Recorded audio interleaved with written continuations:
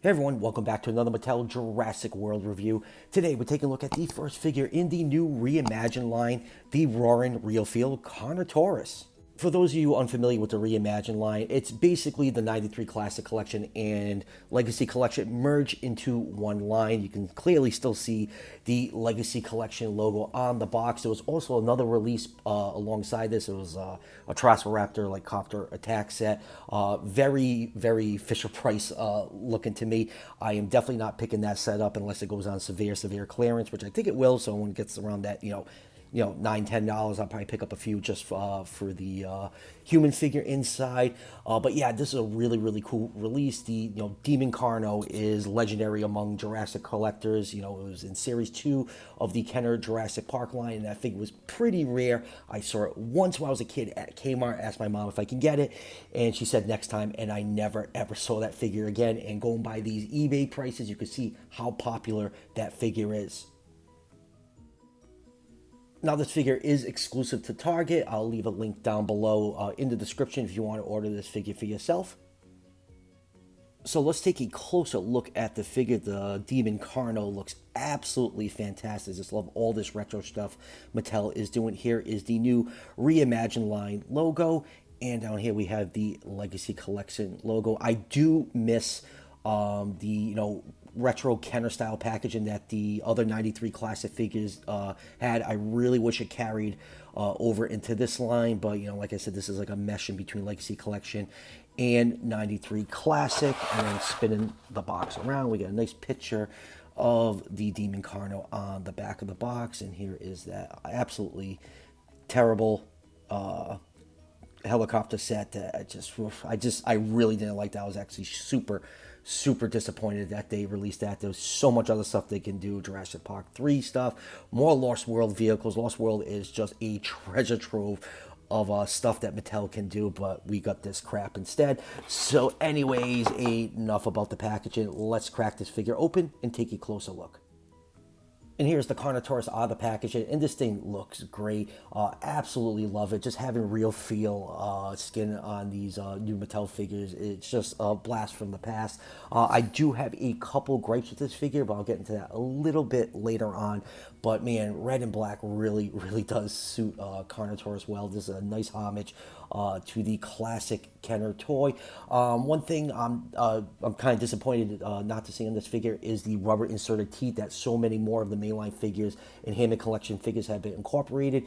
These are painted in on this figure, but they actually did a pretty decent job of it. But it's just kind of disappointed that that is not incorporated into it. And for measurements, this figure is 16 inches long from the tip of the tail to the tip of the snout, or 40.6 centimeters. About 7.5 inches tall to the top of the head, or 19 centimeters. So the Jurassic World Carnotaurus is around 30 feet long, a little bit bigger than its real life counterpart, or around 9 meters. I'll put this figure in the 122 scale range. And let's take a close look at some of the finer details on this figure, starting with that head. It features the short, deep snout that Carnotaurus was known for. The eyes are painted yellow with a black pupil. I don't even think that pupil's painted. I think that's just the base, rubber peeking through, which is, a typical Mattel move not to paint the pupil, but it works fine on this figure. The horns are nicely sculpted. Wish the horns were painted in instead of just being the same black as the rest of the body. We already talked about the teeth. They're soft and rubbery. They're painted in. They're not the rubber insert teeth that have been pretty much become the standard the last year in the line, so it's kind of disappointing to see. You can see the tongue is nicely sculpted in. The head is pretty wide when you're looking at it from the front, and then going down to the neck and body. You can see all that red paint contrasted with the black. I am not a fan of how the red turned out. It's very glossy, and it looks like it's a custom. I kind of wish they went more of an airbrush look, kind of like the Kenner classic toys, make it look a little bit better. It just looks like someone bought a Carnotaurus toy and painted it. So really not too thrilled how that red turned out. It's very globby in some spots, and way too reflective for the matte black color for the rest of the body.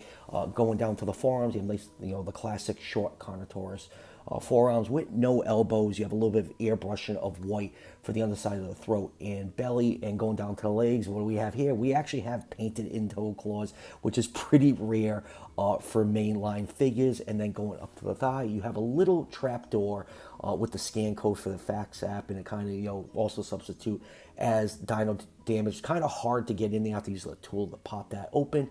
And then going down to the tail, you have more of that globby, you know, glossy looking red paint.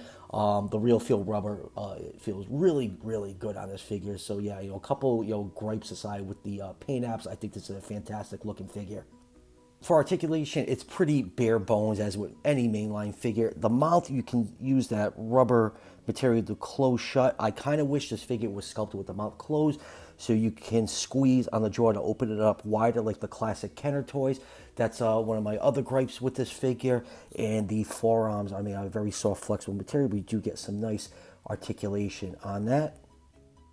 Hind legs can move backwards and forwards, and there's a nice clicky ratchet joint for all different opinions. Usually that ratchet joint is for the neutral position, but you do get a bunch of nice clicks in there, and you do have a little bit of ankle rotation. So that is it for the articulation. Like I said, very, very bare bones.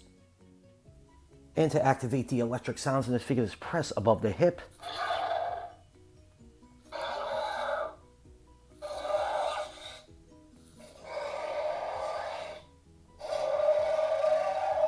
And you get a bunch of Jurassic World Carnotaurus sounds. Moving on with comparisons, here it is with the 93 Classic Alan Grant. Next up we have the Mattel Carnotaurus. This is one of the many versions they've done of this species, but man, does red and black really, really suit this dinosaur. And here it is with the Hammond Collection Carnotaurus, which I still regard as one of the best Hammond Collection figures so far. Would really, really love to see, you know, the Hammond Collection one get a Demon Carno repaint somewhere down the line. The Hammond Collection is just ripe for retro repaints, and I really hope Mattel takes advantage of that opportunity. And lastly, here it is with some of the other 93 Classic figures. Mattel has done a really great job of giving us nice homages to the old Kenner toys. It's just so cool that we're getting these toys now. Like collectors like me that have been around since the beginning of the Jurassic line. These toys are really, really fun to have. My only other complaint with the Carnotaurus, a lot of these 93 Classic figures did come with capture gear, and I feel like it was a big missed opportunity for the this Carnotaurus not to come with any capture gear. Mattel's very stingy when it comes to that stuff. Like, we all remember what they did in Dino Escape, and like only the big figures came with the gear. So yes, I hope when they do more of these retro figures, capture gear is included. So final thoughts on the reimagined Carnotaurus. This is a really good figure. Mattel did a great job on it. It captures the essence of the old Kenner Demon Carno. You know, I have a couple gripes on it. You know, the red paint is just, you know, very, you know, amateur custom looking. I wish they went with a more matte airbrush look. The mouth, you know, I personally think the mouth should have been sculpted closed. You can, you know, use that rubber on the throat to open them out like the old toys. And the lack of capture gear is basically inexcusable at this point. But other than that, it's a great figure. I really like it. It's going to look awesome on my 93 Classic shelf, and I look forward to more, you know, retro homages coming from Mattel in the near future. So that will do it for the review. Like I said earlier, the link to order from Target is down below in the description. I got to catch up on some reviews. You know, I've been on vacation a lot the last couple of weeks, and some other personal stuff going on, so I'm trying to get back into the swing of things. I just got the PNS or Loki Ceratops in. I still got to review the Beast of the Mesozoic Allosaurus, so be on the lookout for those reviews in the near future. And as always, if you're enjoying the content on this channel, show your support by hitting that subscription button just below the video. Each subscription helps out the channel tremendously, and it's greatly appreciated. I'll see you guys for the next one.